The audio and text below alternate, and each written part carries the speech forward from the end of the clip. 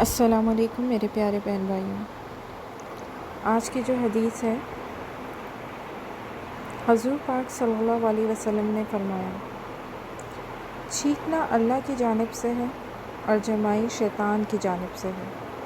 जब किसी को जमाई आए तो इसे चाहिए कि जमाई आते वक्त अपना हाथ मुंह पर रख ले, और जब जमाई लेने वाला आ करता है तो शैतान जमाई लेने वाले के पेट में घुसकर हंसता है।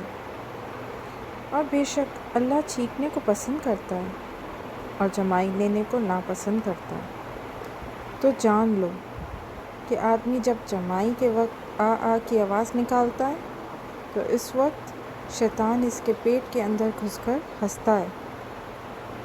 ये हदीस जामे तिर्मिज़ी 2746।